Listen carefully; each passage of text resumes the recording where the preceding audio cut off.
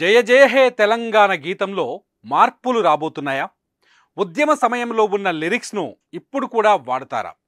అందశ్రీ రాసిన ఈ పాటను తెలంగాణ రాష్ట్రీయ గీతంగా ఆమోదిస్తూ కేబినెట్ నిర్ణయం తీసుకుంది. అయితే ఆ గీతంలో ఉండబోతున్న లిరిక్స్ సంగతేంటి? పాత లిరిక్స్నే ఉంచుతారా, మళ్ళీ కొత్త లిరిక్స్ని చేరుస్తారా? ఇప్పుడు ఈ మాట ఆసక్తికరంగా మారింది. రాష్ట్రీయ గీతంగా ప్రకటించిన తర్వాత కవి అందశ్రీ స్వయంగా ఆలపించిన ఓ వీడియో ఇప్పుడు వైరల్ అవుతోంది. ఆ వీడియోలో చిన్న మార్పు కనిపించింది.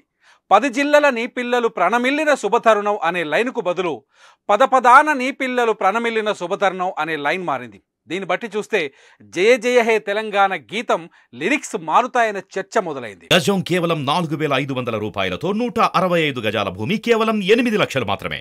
జయ జయ తెలంగాణ జననీ జయ కేతనం ముకోటి గొంతుకలు ఒక్కటైన చేతనం తరతరాల చరిత గల తల్లి నీరాజనం పద పదాల నీ పిల్లలు ప్రణమిల్లిన శుభతరుణం జై తెలంగాణ జై జై తెలంగాణ.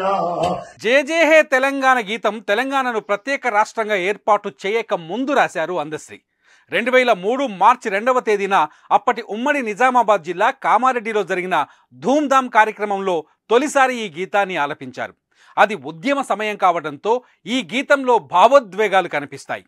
చివరి చరణంలో గోదావరి కృష్ణమ్మలు మన బీళ్లకు మల్లాలి, పచ్చని మాగానీళ్ళలో పసిడి సిరులు పండాలి అనే లైన్ ఉంది. ఈ మాట ఉద్యమానికి ముందు తెలంగాణకు నప్పింది. కానీ ఇప్పుడు తెలంగాణ ప్రత్యేక రాష్ట్రంగా అవతరించింది. ఇప్పుడు ఈ మాట పనికి వస్తుందా లేదా అనే చర్చ కూడా జరుగుతోంది.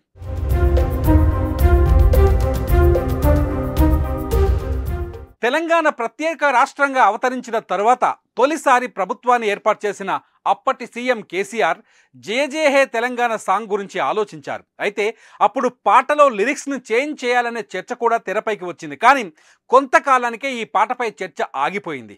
ఈ గీతాన్ని రాష్ట్రీయ గీతంగా ఆలపించాలని కొంత చర్చ ముందుకు సాగినా ఎందుకో ఎక్కడో దానికి బ్రేకులు పడింది.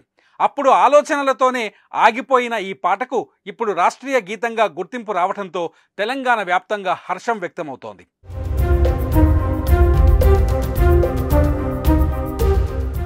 ఉమ్మడి రాష్ట్రంలోనూ మా తెలుగు తల్లికి మల్లెపూదండ, మా కన్న తల్లికి మంగళారతులనే పాట రాష్ట్రీయ గీతంగా ఉండేది.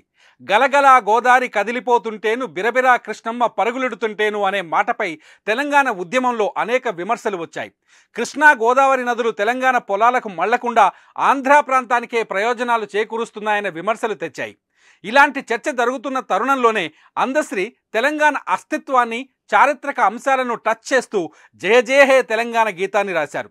2003 నవంబర్లో ఆదిలాబాద్లో జరిగిన తెలంగాణ రచయితల వేదిక జెండా వందనంలో అందశ్రీ పాటనే ఆలపించారు.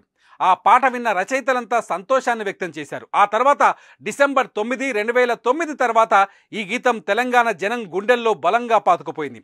ఇచ్చిన తెలంగాణను అప్పటి కాంగ్రెస్ పార్టీ వెనక్కి తీసుకోవడంతో జనంలో ఈ పాట బలంగా వెళ్ళింది.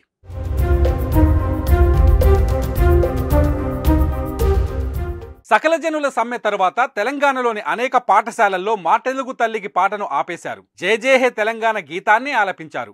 ఆ తర్వాత జరిగిన తెలంగాణ ఉద్యమ సభల్లో అందశ్రీ గీతమే ఆరంభ గీతమైంది. కానీ ప్రత్యేక రాష్ట్రం ఏర్పడిన తర్వాత ఈ గీతం రాష్ట్రీయ గీతంగా ఆమోదానికి నోచుకోలేదు. ఇప్పుడు కాంగ్రెస్ అధికారంలోకి వచ్చిన తరువాత అందశ్రీ గీతానికి అవకాశం వచ్చింది.